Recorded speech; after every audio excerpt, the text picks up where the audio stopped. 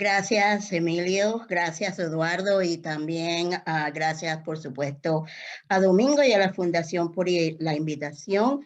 Quiero estar seguro que en primer lugar están viendo las diapositivas. Sí, perfecto. Ok, muchísimas gracias. Bueno, el approach que yo tengo para esta presentación es un poco diferente a limitarme al monitoreo inmunológico, porque aunque el monitoreo inmunológico continúa siendo un factor esencial e importante en el manejo del paciente trasplantado, muchas veces olvidamos que el monitoreo clásico del paciente está basado en elementos tan sencillos como elementos funcionales del riñón. Déjame ver, no, ¿qué está pasando aquí? Ok, muy bien. Aquí está mi conflicto de interés. Hoy voy a hablar de marcadores que se pueden utilizar en vez de la biopsia para el diagnóstico de la lesión del injerto. Estas compañías, principalmente RDX y Natera, están manufacturando estos ensayos en los Estados Unidos y yo tengo una relación de consultante y de investigador con estas compañías. El enigma del trasplantólogo, independientemente de si es riñón, hígado, corazón, pulmón, es encontrar el balance en el cual podemos prevenir si el paciente está recibiendo mucha inmunosupresión con los riesgos que un aumento de inmunosupresión conllevan: infección, cáncer, enfermedad cardiovascular y nefrotoxicidad. Prevenir, al mismo tiempo que prevenimos estas complicaciones crónicas, prevenimos lo que al final va a determinar la muerte del injerto, que es el insulto inmunológico que va a tener una transición de subclínico, agudo y crónico. Bien. ¿Cuál es el propósito y cuántos tipos de monitoreo están disponibles en la práctica clínica para el trasplantólogo? Depende de dónde usted practique y depende de cuánto dinero el sistema tenga disponible para estudios diagnósticos del paciente trasplantado. Desde mi punto de vista, monitoreo o monitorización significa vigilancia. Y desde el punto de vista de vigilancia, el propósito fundamental, desde mi punto de vista, es la detección temprana de señales de peligro o alteración del status quo. Desde este punto de vista, tenemos muchísimos marcadores y maneras de monitorizar la función del injerto y en general la condición del paciente. Sin embargo, en la historia del trasplante, los avances no han sido simultáneos a la práctica clínica. Por lo tanto, en las primeras 3, 4 décadas del trasplante, los únicos marcadores o sistemas de monitorización que teníamos disponibles eran de tipo ya sea clínico, clínico.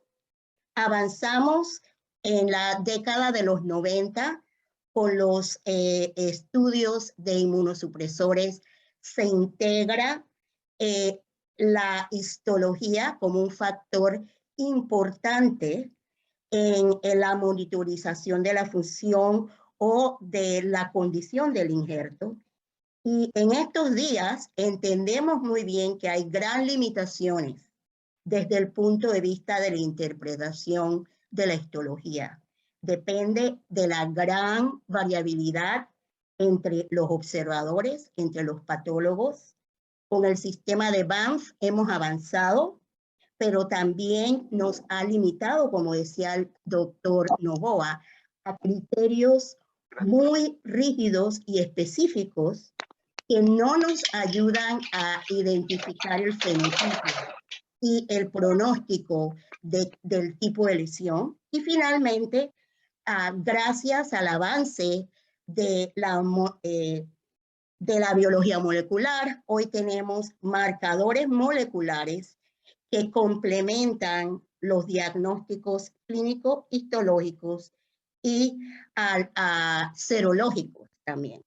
Sin embargo, si vemos en la gráfica inferior en esta diapositiva, en la historia de nefrología del trasplante y de la medicina de trasplante, la gran mayoría de los marcadores tempranos nos llevan a un estadio tardío en la condición del daño del injerto. Fueron los primeros que teníamos en nuestro acceso, mientras que los marcadores moleculares que tenemos en este momento nos ayudan a determinar si el daño tisular está ocurriendo a nivel genético y molecular, muchísimo antes de que se puedan manifestar incluso cambios ultraestructurales en la microscopía electrónica. Desafortunadamente, estos marcadores para monitorización no están disponibles. Muchos no están disponibles en ningún lugar y otros no están disponibles en todo el mundo. Por lo tanto, me imagino que aquí debe haber colegas en formación.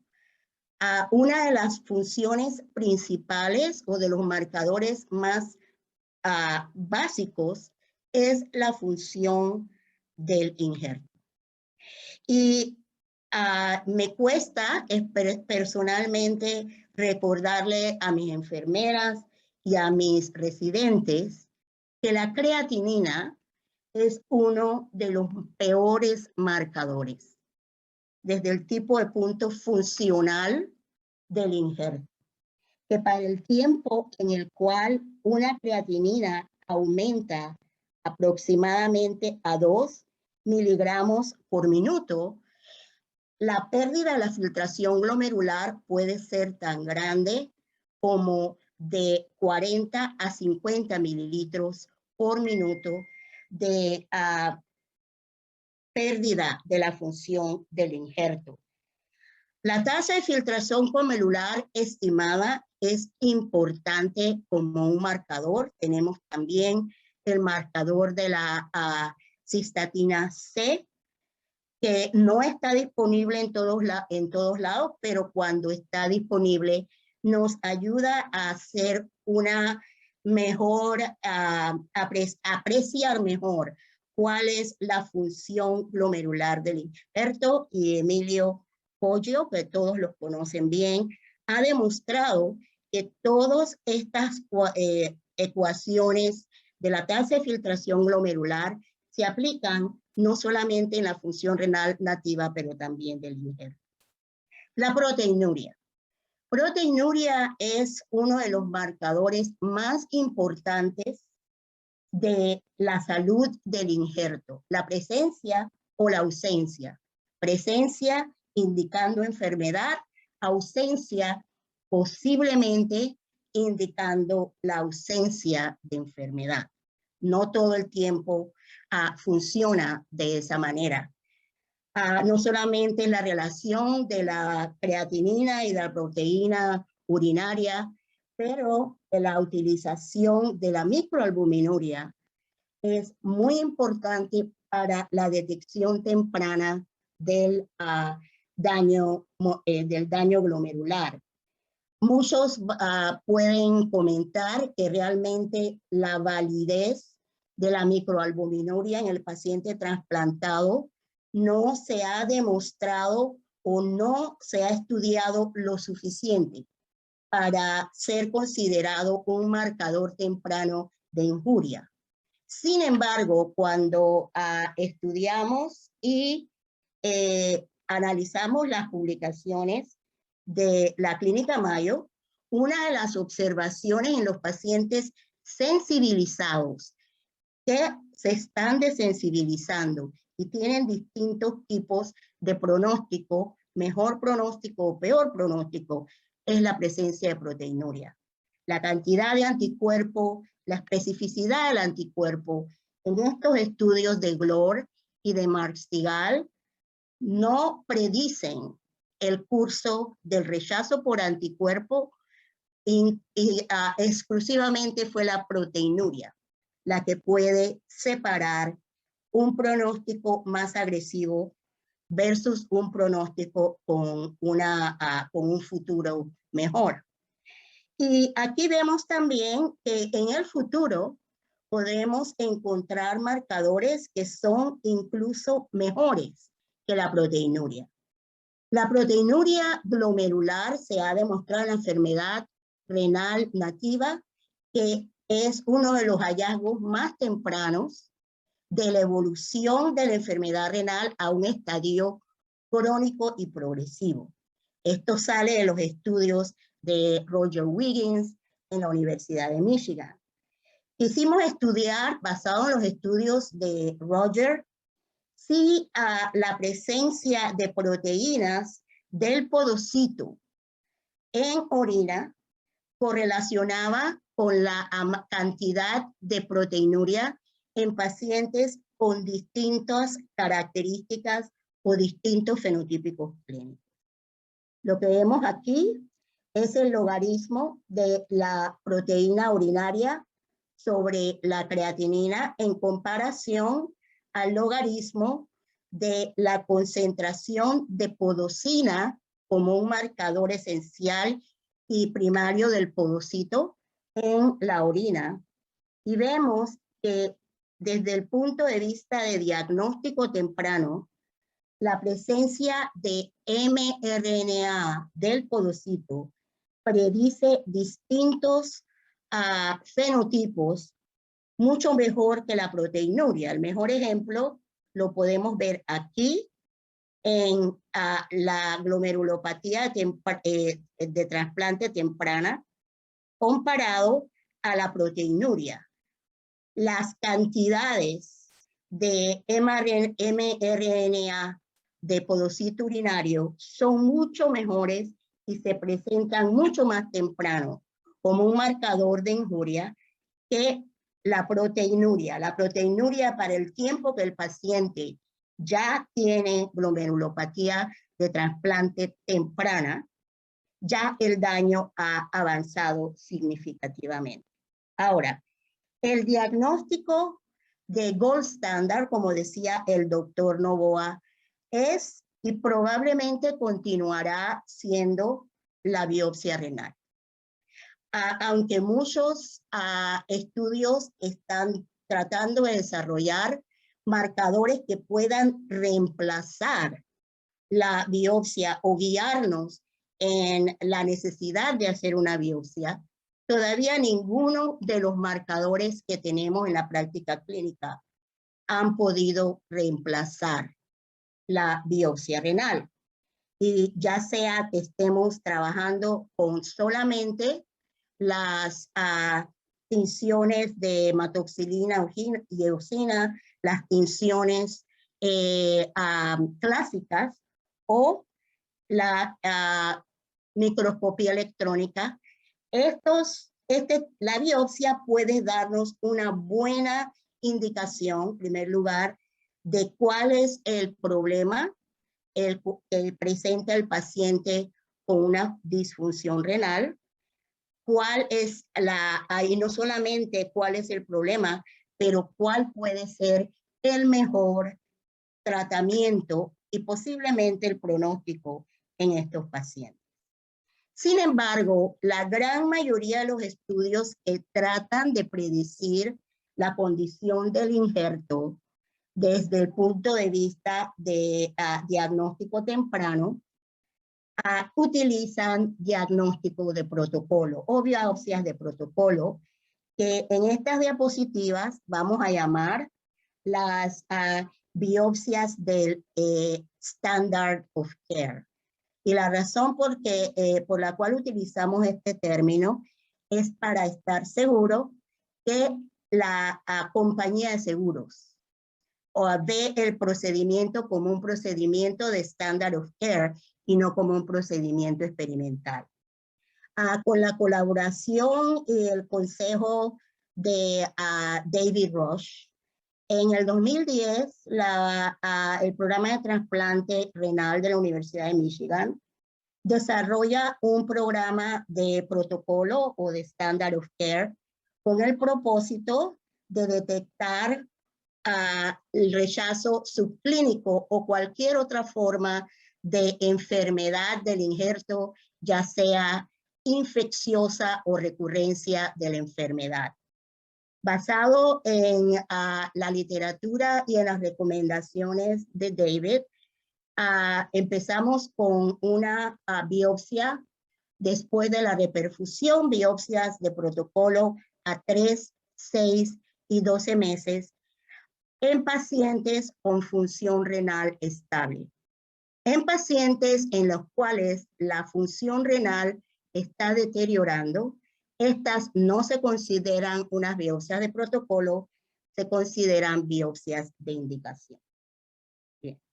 Entonces, ¿cuáles fueron los resultados y la utilidad clínica de este protocolo que ya tiene 11 años y ha acumulado todas las muestras de 11 años de trasplante hechos en la Universidad de Michigan? En primer lugar, información diagnóstica fue la recompensa mayor que observamos en nuestros pacientes, pero también entender el mejor uso de la biopsia de protocolo.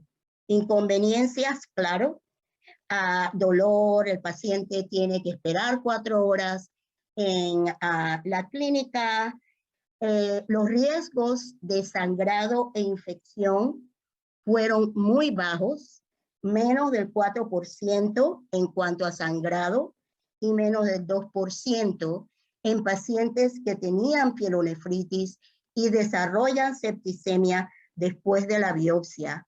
Y estos fueron pacientes en los cuales los urinálisis y los urocultivos fueron negativos, que fue una de las condiciones que más nos llamó la atención cuando empezamos el programa.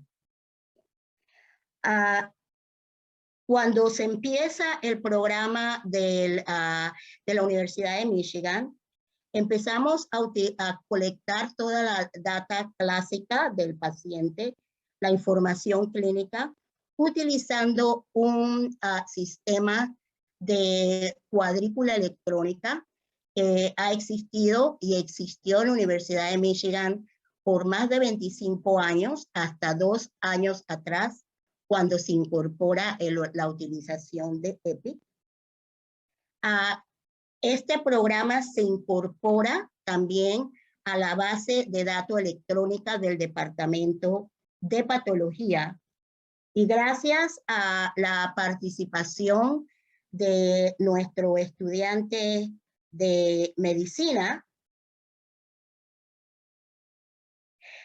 se puede entonces incorporar no solamente la data clínica, pero también la data de virología y la data del laboratorio de histocompatibilidad.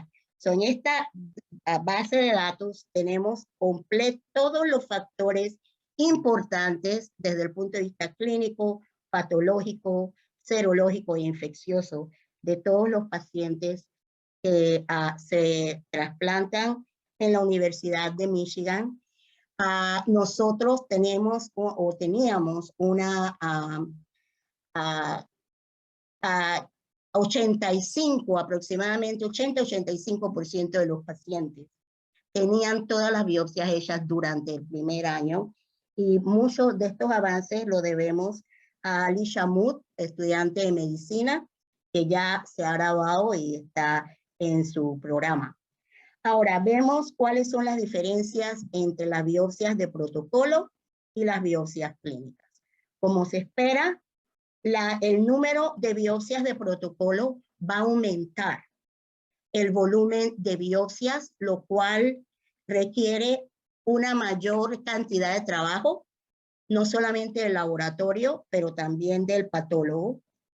El número de biopsias por indicación mucho menor durante el primer año de trasplante, y eventualmente, a medida que la vida del injerto se alarga, veremos que entonces la indicación o la biopsia por indicación es la biopsia más importante. Ahora, ¿qué definió un diagnóstico accionable en estas biopsias?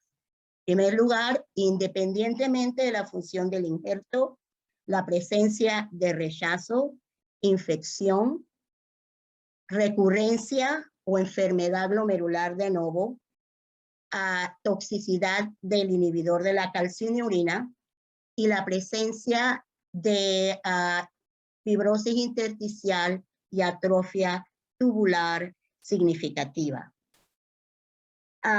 No se trataban de una manera constante los infiltrados borderline o los infiltrados subclínicos, a menos que el paciente estuviese en un protocolo de desensibilización. En los primeros 3 meses después del trasplante, en el programa, la biopsia de 3 meses no demuestra o no justifica hacer una biopsia basado en los diagnósticos que se encuentran. Sin embargo, a pesar de un estadio muy temprano del injerto, un porcentaje de 6% se presenta sin ningún cambio en la creatinina o la tasa de filtración glomerular con infección. Esta infección usualmente es de tipo bacteriana y no se asocia a cambios en el urinálisis, y los urocultivos son negativos. Basado en esto, la profilaxis bacteriana que se utiliza actualmente en la Universidad de Michigan cambia. Sorprendentemente, encontramos 1.2% de la recurrencia de enfermedad temprana o enfermedad de novo en pacientes con una estabilidad desde el punto de vista funcional y de proteinuria. La gran mayoría de estos pacientes no tienen rechazo. ¿Qué pasa a los 6 meses? A los 6 meses, el porcentaje de pacientes que se presentan con rechazo dobla o aumenta en una proporción del 50%. Esto es importante porque estos son pacientes con distintos grados de riesgo inmunológico, son pacientes que reciben inducción con timoglobulina como parte del protocolo de inducción, y todos reciben triple inmunosupresión con tacrolimus, micofenolato y prednisona. No hay un protocolo sin esteroides en la Universidad de Michigan. Igualmente, en este momento vemos que la cantidad de biopsias, ya sea con cambios borderline o con inflamación subclínica, aumenta en proporción a lo que se observa en los 3 meses. Y a los 12 meses es cuando encontramos la gran mayoría de diagnósticos accionables, como lo describimos en las primeras diapositivas. Basado en estos hallazgos, se decide eliminar la biopsia a los 3 meses en cuanto a biopsia de protocolo, y se continúa la biopsia de protocolo a los 6 meses y 12 meses, y se instituye una tercera biopsia de protocolo a 3 años.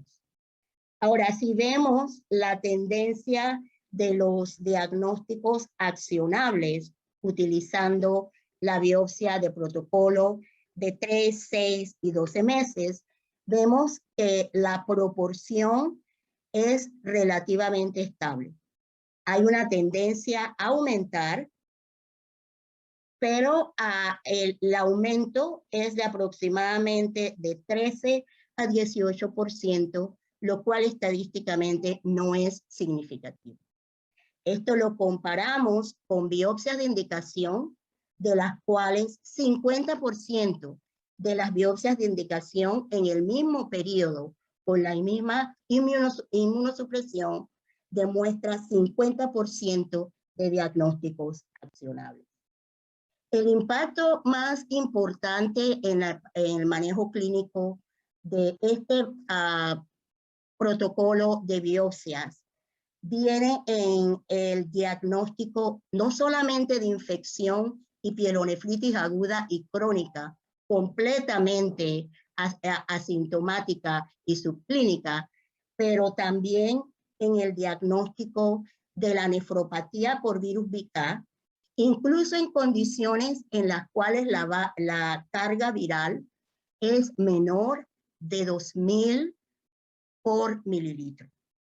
Se establece que en estos pacientes la biopsia de protocolo, por lo menos en la población de la Universidad de Michigan, tiene un diagnóstico mucho más temprano de la nefropatía por BK que el uso del monitoreo a través de las cargas virales en plasma. Y aquí se observa también que en comparación a la biopsia por indicación en rojo, las biopsias de protocolo a 3, 6 y 12 meses son extremadamente informativas desde el punto de vista ya sea de una nefropatía por BK, inflamación relacionada a BK o a una pielonefritis aguda o crónica de tipo bacteriano.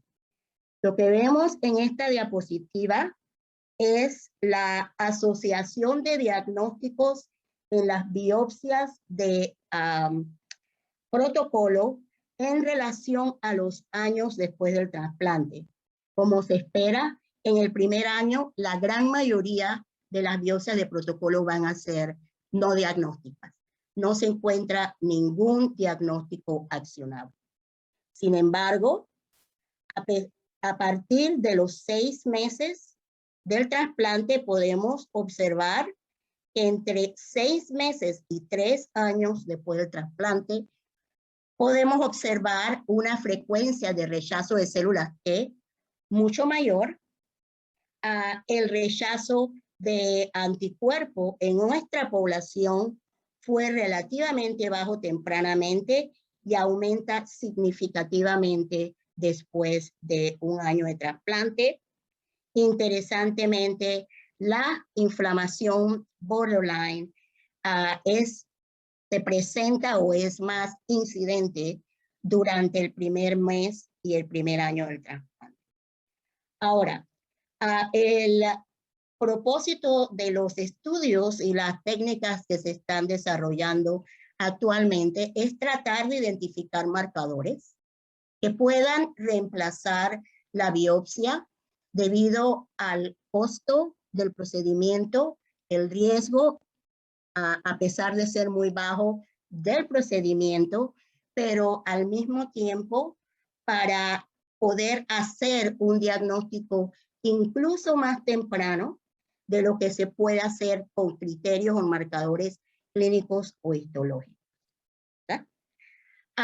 Para mejorar o complementar el diagnóstico clásico histológico, el desarrollo del genotipo de los distintos fenotipos clínicos ha sido extremadamente importante para poder manejar estos pacientes que se presentan con una disfunción renal, pero el cual la biopsia, ya sea muestra diagnósticos que no son muy claros desde el punto de vista histológico o presenta distintos tipos de patología.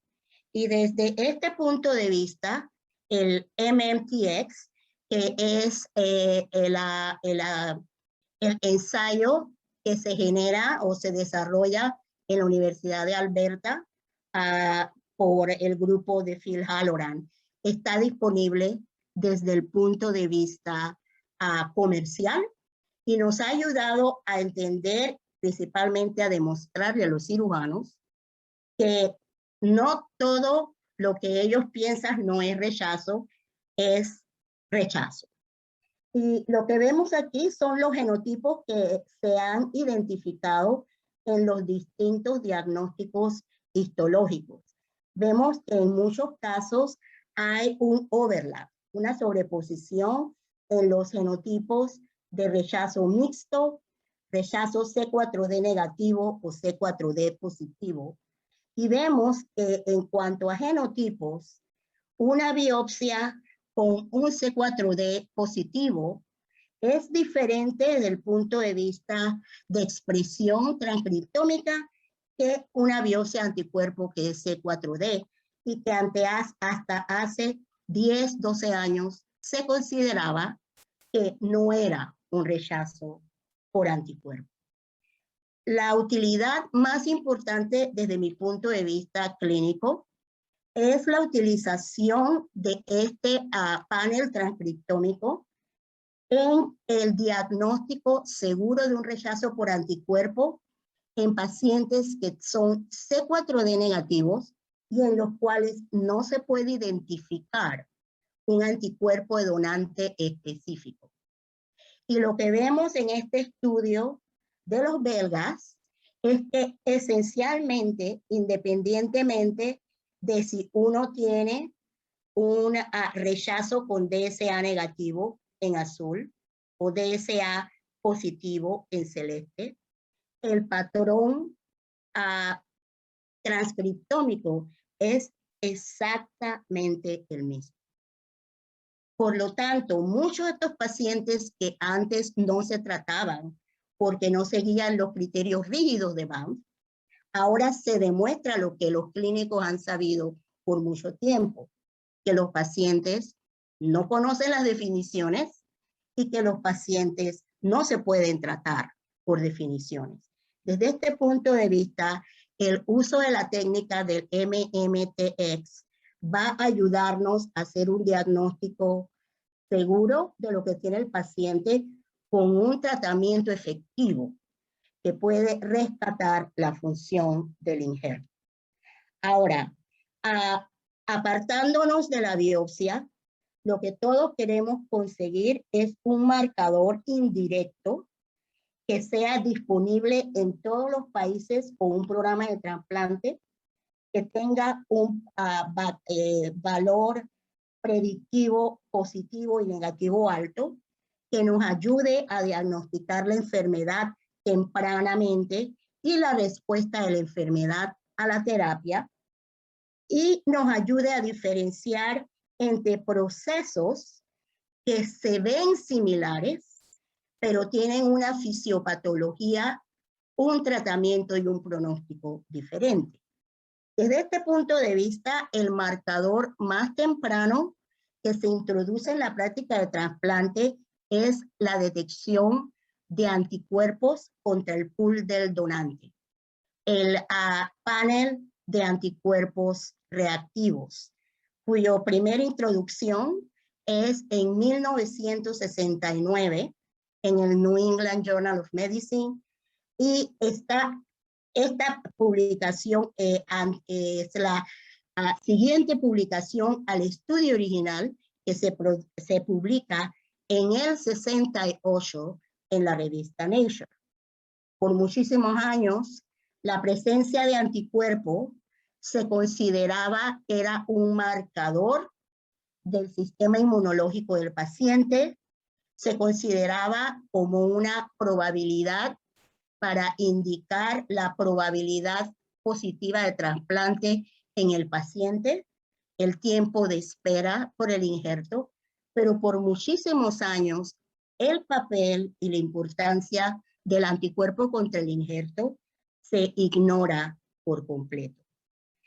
En el año 2004, gracias a la introducción de la distinción del C4D por Fuchs en los años 90 y la identificación o la resurgencia del concepto de rechazo por anticuerpo, vemos que todo el mundo se interesa en diagnosticar y entender el proceso del desarrollo de anticuerpos en nuestros pacientes.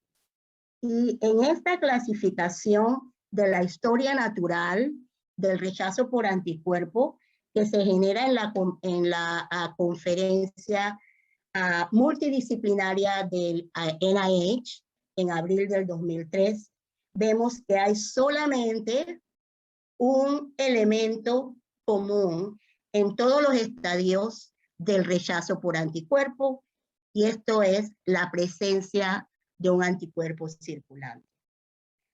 Con la adquisición de los métodos para la detección de anticuerpos que son tan sensitivos en estos días, ya el anticuerpo no solamente es importante, pero la falta de anticuerpo en combinación con una presentación clínica y una presentación histológica es el tipo de rechazo por anticuerpo que más probablemente vamos a encontrar. Sin embargo, no todos los antígenos que no son de la familia HLA se han identificado. Muchos de ellos no tenemos un entendimiento claro de la patogenicidad. Uno de los anticuerpos que se utiliza más frecuentemente, los anticuerpos contra el receptor de la angiotensina, tienen una variabilidad importante también desde el punto de vista clínico.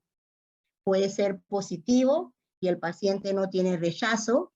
Lo mismo se observa con los anticuerpos contra MIC-A y MIC-B, en los cuales no tenemos o no hemos podido ni siquiera identificar todas las moléculas de la familia del MIC-A y del MIC-B. Sin embargo, los anticuerpos no solamente son importantes en nuestra práctica para el diagnóstico, pero también para determinar el pronóstico del paciente basado en la respuesta al intercambio plasmático o la plasmaferesis durante el tratamiento de los pacientes que están siendo tratados por un rechazo anticuerpo. Y esta es data de Matt Everly, donde se puede, basado en la reducción del nivel de anticuerpo de donante específico, predecir cuál es el paciente que va a tener un pronóstico mejor si la reducción es mayor de 50% o un pronóstico peor si la reducción es menor del 50%. Lo mismo se puede deducir con la utilización de anticuerpos que son C1Q positivo, y esto es de un estudio que publicamos hace varios años con Daniel Ramón, que muchos de ustedes conocen, en los cuales pudimos identificar que si con la plasmaferesis se disminuye el número de anticuerpos o el MFI de anticuerpo C1Q positivo, independientemente de que el MFI del anticuerpo de inmunoglobulina G no cambie, este tipo de técnica nos puede ayudar a definir por cuánto más continúa el tratamiento y cuál es el paciente que responde o no al tratamiento. ¿Cómo utilizamos esto en el monitoreo? Durante los últimos 10 años tuve la oportunidad de participar como investigador en varios consorcios, el VOCAR, el CTOT-09, el CTOT-21 y el CTOT-19, y además participar en colaboración con el consorcio clínico de la Universidad de la Mayo Clinic, que incluye todos los centros ilustrados aquí. El producto de esta colaboración se hizo hacer un estudio multicéntrico retrospectivo de los factores de predicción de pérdida temprana del injerto en pacientes que desarrollan de nuevo DSA detectado por monitoreo al primer año del trasplante. La gran mayoría de pacientes se reclutan en la Universidad de Michigan, que a ese tiempo ya tiene un protocolo bastante desarrollado de monitoreo por anticuerpos. Y hay también un monitoreo significativo en la Clínica Mayo y el programa de Cornell, que cuando empezamos el estudio en el 2000, sería como el 2011, 2012, estaba introduciendo el protocolo de monitoreo.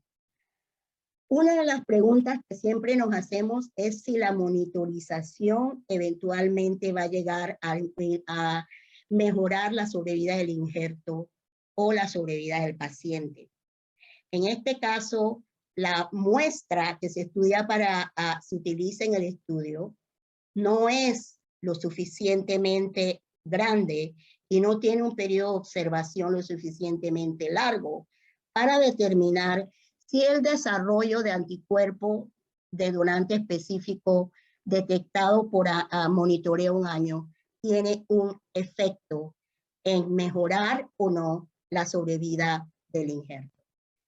Sin embargo, lo que se observa es algo interesante, y es que la gran mayoría de pacientes que al primer año de trasplante se detecta un anticuerpo de donante específico, va a tener algún tipo de patología en la biopsia que es accionable. Y este puede ser ya sea rechazo activo por anticuerpo, rechazo de células T no mixto o rechazo mixto. Una vez más, no se alcanza un valor de estadístico significativo debido a la muestra pequeña en el estudio.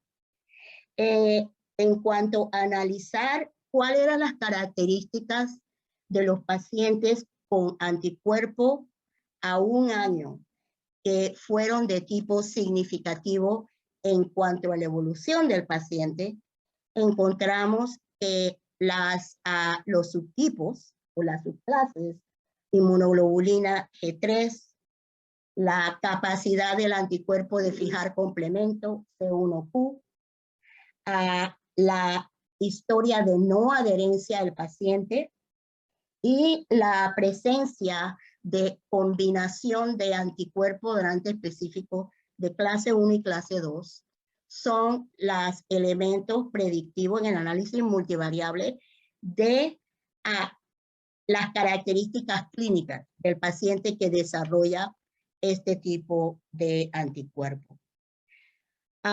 Se observa igualmente que si el paciente desarrolla anticuerpo de nuevo a un año con una historia de no adherencia diagnosticada por el médico tratante o la enfermera tratante, o tiene un nivel de anticuerpo significativo que fija complemento, estos van a determinar significativamente una diferencia en la sobrevida del injerto. De tal manera que el C1Q positivo a un año y la historia de no adherencia a un año van a seleccionar a pacientes que van a tener un pronóstico de sobrevida del injerto peor. Igualmente se observa que la combinación de clase 1 y clase 2, lo cual discutimos en la diapositiva anterior, es también un factor predictivo de la pérdida del injerto. Y de aquí pasamos de otros elementos séricos del anticuerpo del donante a otros marcadores de tipo sérico, principalmente la presencia de DNA del donante en la sangre del receptor. Y estos son los estudios que ustedes, estoy segura, oyeron ad nauseam en el último Congreso Americano de Trasplantes. Este es un estudio que ha estado disponible por más de 25 años. Los cardiólogos lo han utilizado en la forma de Allotrap por muchísimos años como un marcador de rechazo del injerto cardíaco. Se ha utilizado también en mujeres embarazadas con incompatibilidad de factor RH. Se introduce en el 2017-2018 el uso de este ensayo en el paciente que recibe un trasplante renal. No solamente hay una correlación con la injuria del injerto, pero el marcador también nos puede dar información acerca de la recurrencia del proceso o de la respuesta del paciente al tratamiento. Y como vemos aquí, gracias doctor Poggio, estas son las publicaciones entre el 2016 y el 2020 que documentan la utilización del, en este caso, el AlloSure de CareDx en el diagnóstico o evaluación de la injuria o estado de estabilidad del injerto. Lo más importante en este tipo de estudios, en esta diapositiva de Emilio Poggio, es entender que estos no son números absolutos, sí son números, pero que son números relativos. Similarmente, de la misma manera que nosotros interpretamos los niveles de MFI, aunque no se define, no se utiliza el MFI inicialmente con ese propósito. Pero algo similar es lo que hacemos con el AlloSure. Pacientes que tienen un nivel de donante, del DNA del donante en la sangre del receptor menor de 0.21. Estos pacientes, desde mi punto de vista, están en la zona de seguridad. Aunque el diagnóstico clínico se detecta solamente después de un nivel mayor del 1%, la tendencia a aumentar de 0.2, 0.5 y 1 muestra el paciente que está a riesgo. Y en muchos de nuestros pacientes, especialmente en pacientes con nefropatía de virus Zika, hemos tenido niveles tan altos demostrados con AlloSure de 11%. Y en la biopsia se demuestra la presencia de una nefropatía activa, PB1 o PB2, y al mismo tiempo el paciente no presenta rechazo o desarrollo de anticuerpo de nuevo. En muchos de los pacientes con rechazo a anticuerpo, aunque la proporción o el porcentaje del DNA del donante es menor del 1%, lo que se observa clásicamente es una tendencia a aumentar 0.3, 0.6, 0.8. Para el tiempo en el cual el porcentaje de el DNA del donante sube a 1%, la histología de este rechazo anticuerpo es mucho más severa, con mucha más cronicidad que cuando biopsiamos al paciente a través del protocolo de combinar AlloSure con la detección de anticuerpo de nuevo. Y en estos pacientes con rechazo a anticuerpo, también podemos evaluar la respuesta al tratamiento con la disminución del nivel del porcentaje del DNA del donante. Y este es un estudio en el cual Emilio fue uno de los autores principales. El estudio original en el cual se utiliza un protocolo clínico para evaluar la efectividad de esta nueva técnica en el diagnóstico de rechazo agudo. Es un estudio abierto y multidisciplinario. Los resultados se presentan de esta manera. Es lo muy común, similar al heat map. Y los porcentajes aumentan en el área en el cual el heat map es rojo y varían de acuerdo a los distintos diagnósticos que tiene el paciente. Algo interesante podemos ver aquí que en algunos casos en el cual el paciente tiene BK, no se observa ningún tipo de cambio o señal en el AlloSure, lo cual no se aplica en este momento, ya que se ha publicado que este tipo de técnica se puede utilizar para el diagnóstico temprano y respuesta de la nefropatía por virus BK. En cuanto a la utilidad del diagnóstico, el AlloSure en predecir un proceso de rechazo es mucho más efectivo desde el punto de vista de sensibilidad que el seguimiento de la creatinina sérica.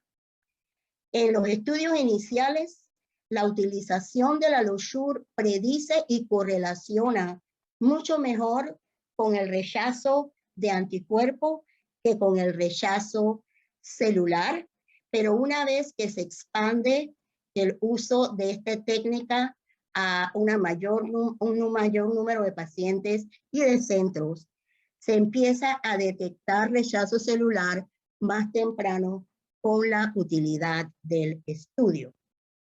Lo importante en recordar, ya sea si el estudio de DNA del donante es de Natera o de CareDx, es que estos estudios son mucho más útiles en decirnos que el paciente no tiene un problema, a decirnos que el paciente tiene un problema o a identificar cuál es el problema. Por lo tanto, la interpretación correcta de este estudio es que si el nivel aumenta, hay una señal probable de injuria al injerto, pero el diagnóstico específico muy probablemente va a requerir de una biopsia o de estudios adicionales.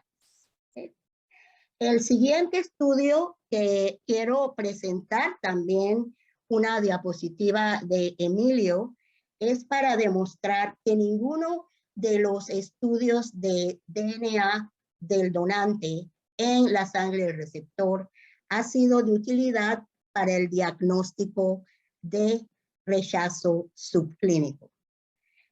Esta técnica que vamos a discutir ahora, a mí me parece, me estoy familiarizando con ella, pero me parece un estudio muy interesante.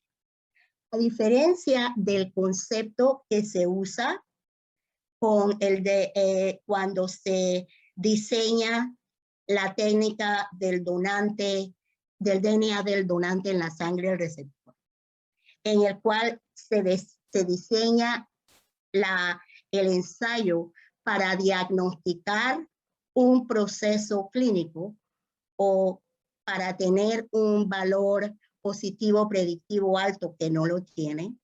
El estudio que vamos a hablar, TrueGraph, es un estudio que utiliza el valor de este tipo de marcador. Estos marcadores son más útiles en decirnos que el injerto no tiene un problema, mucho mejor que decirnos que el injerto tiene un problema y cuál es el problema. Y este es el estudio de TrueGraph. Me imagino que Emilio les ha hablado acerca de este estudio.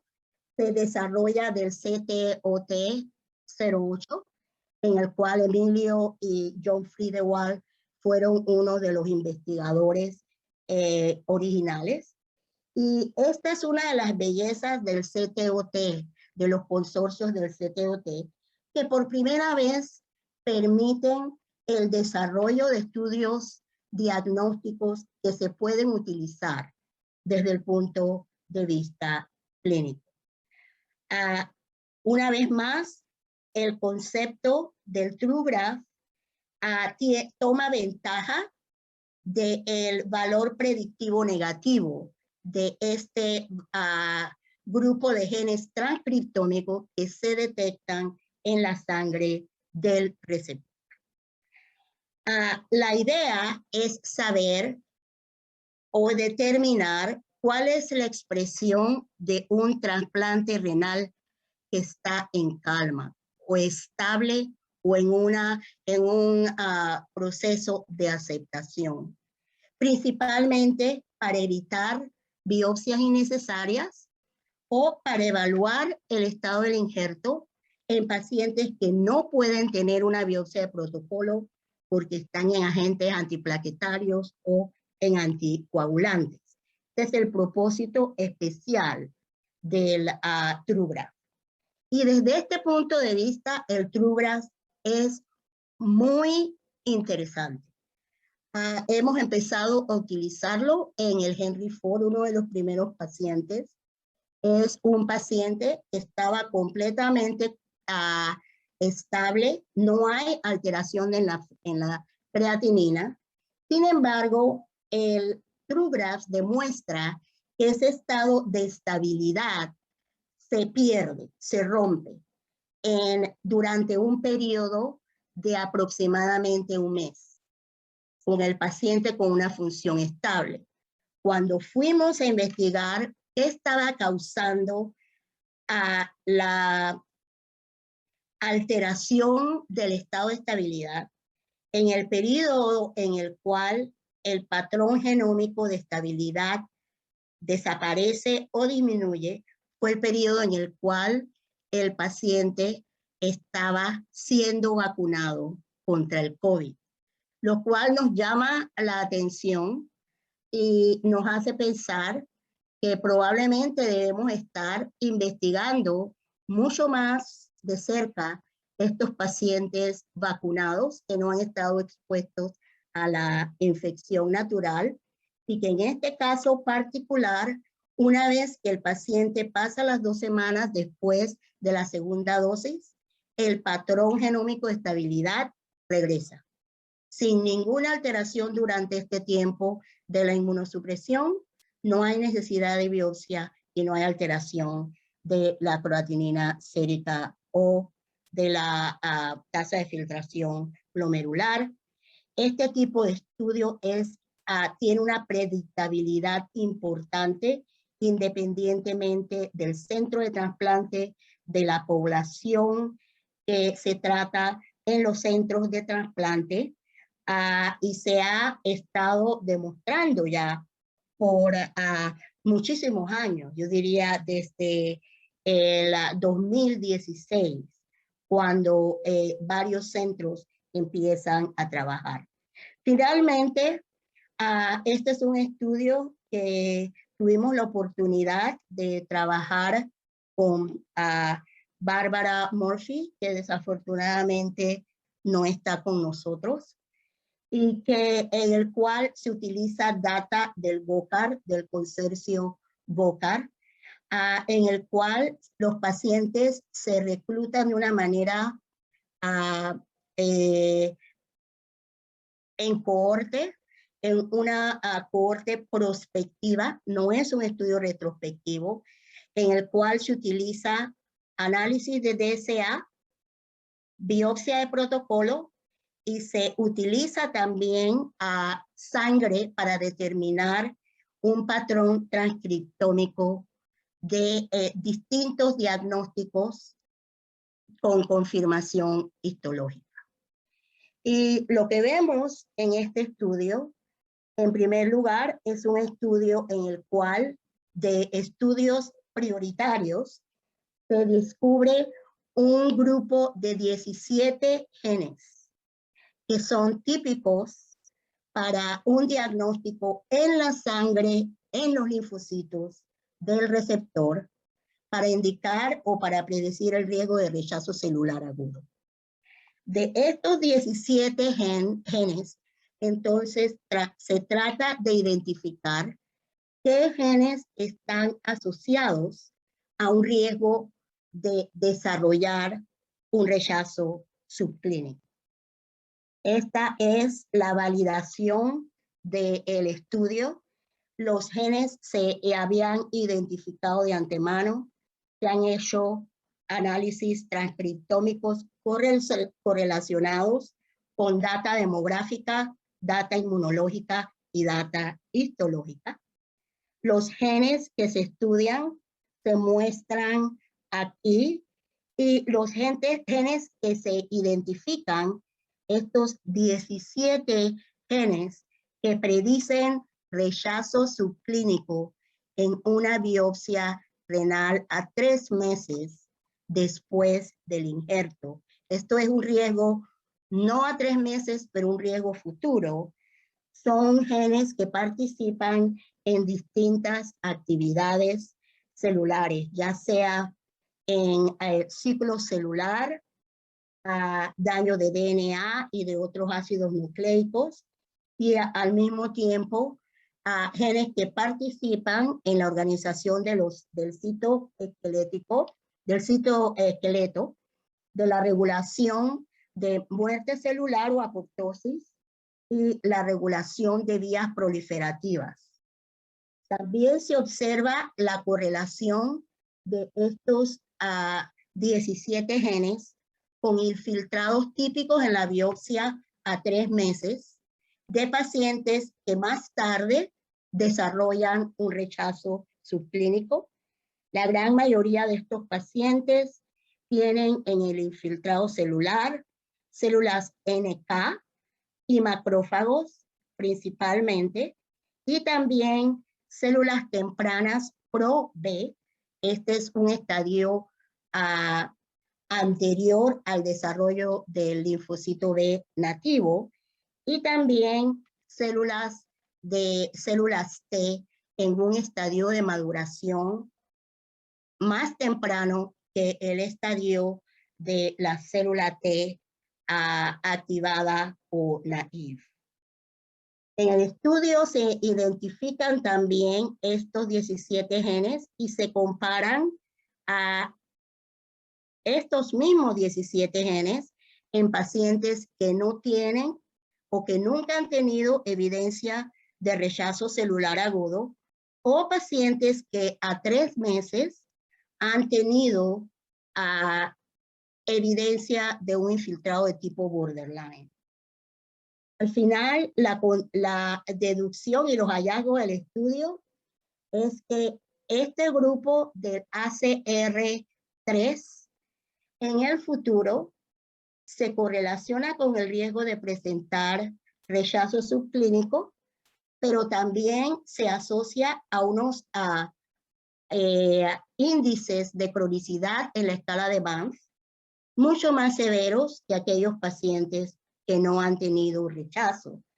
E incluso hay un overlap entre los genes del borderline y los genes de pacientes que han tenido rechazo celular, lo cual indica que al menos en nuestra cohorte de pacientes, los infiltrados borderline que se observan son probablemente infiltrados patogénicos.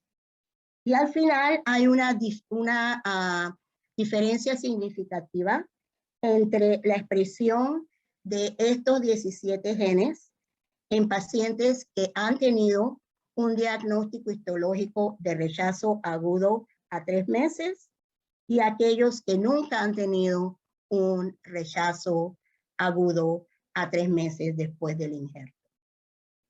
En conclusión, el monitoreo clínico inmunológico nos provee de un instrumento efectivo que nos permite en cierta proporción evaluar la salud y la enfermedad del injerto. Estos métodos y estos ensayos requieren un desarrollo o estudios más avanzados con un mayor número de pacientes.